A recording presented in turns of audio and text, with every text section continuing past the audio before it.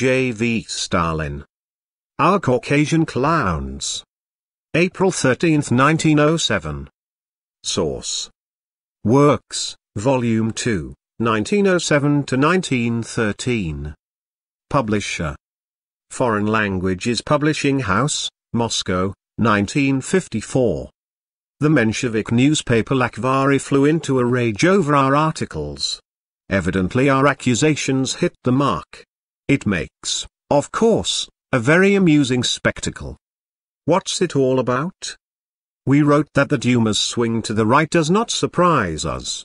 Why? Because the Duma is dominated by the liberal bourgeoisie, and this bourgeoisie is entering into an alliance with the government and breaking with the workers and peasants. Hence the weakness of the Duma.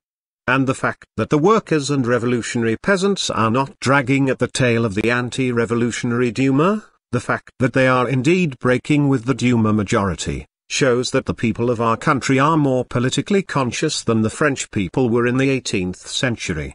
Hence again the weakness of the Duma. That is how we explained the Duma's weakness and its swing to the right. It turns out that on reading this explanation the Mensheviks' hearts sank into their boots and they howled in horror. No, if the explanation offered by the Bolsheviks were true, we would have to shrug our shoulders and say that it is all up with the Russian Revolution. See Lakhvari, number 6. Poor fellows. They believe in their own revolutionariness less than they believe in that of the cadets. The liberals are betraying the revolution, hence, the revolution has grown weaker. The workers and revolutionary peasants, it appears, are a mere cipher. Woe to you if you have no more penetration than that. They are not even faithful to themselves. For example, 18 months ago, the same Mensheviks wrote something different in their newspaper Skivy, see footnote 1.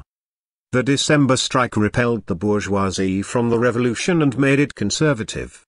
The further development of the revolution must proceed against the liberals. Will the revolution be able to do this?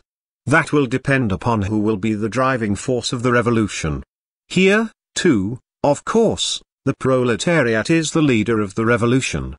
It will be unable to carry the revolution to the end unless it has a powerful and faithful ally, and this ally is the peasantry, and only the peasantry. See Skivy, number 12. Yes, that is what the Mensheviks said when they were adhering to the standpoint of social democracy. But now, having turned their backs on social democracy, they are singing a different song and are proclaiming the liberals as the hub of the revolution, as the saviors of the revolution. And after all this they have the effrontery to assure us that the Caucasian Mensheviks are not clowns, that they do not deck themselves in social democratic apparel in order to cover up their cadet natures. How did it happen, the Mensheviks ask, that in the first Duma the cadets acted more boldly, demanded a ministry responsible to the Duma, etc.? How is it to be explained that on the day after the Duma was dispersed the cadets signed the Vyborg Manifesto? Why are they not behaving in the same way today? To this question the political philosophy of the Bolsheviks provides no reply, nor can it do so, Ibid. It is no use trying to console yourselves, poor frightened comrades. We answered that question long ago. The present Duma is more colorless because the proletariat is now more politically conscious and united than it was in the period of the first Duma, and this is pushing the liberal bourgeoisie to the side of reaction.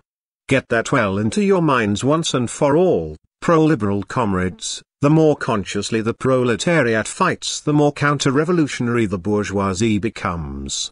That is our explanation. And how do you explain the colorlessness of the second Duma, dear comrades? For example, in number 4 of Lakhvari you write that the Duma's weakness and colorlessness are due to the people's lack of political consciousness and organization. You yourselves say that the first Duma was bolder. It follows, therefore, that at that time the people were politically conscious and organized. The second Duma is more colorless, hence, this year the people are less politically conscious and organized than they were last year, and hence, the revolution and the political consciousness of the people have receded. Is this not what you wanted to say, comrades? Is this not how you want to justify your gravitation towards the cadets, Dear friends, woe to you and to your muddled logic if you think of continuing to remain clowns. Dro. Time, number 29. April 13, 1907. Notes. 1. Skivvy, the Ray, a daily newspaper published by the Georgian Mensheviks in Tiflis from December 1905 to January 1906. End of Our Caucasian Clowns. By J. V. Stalin.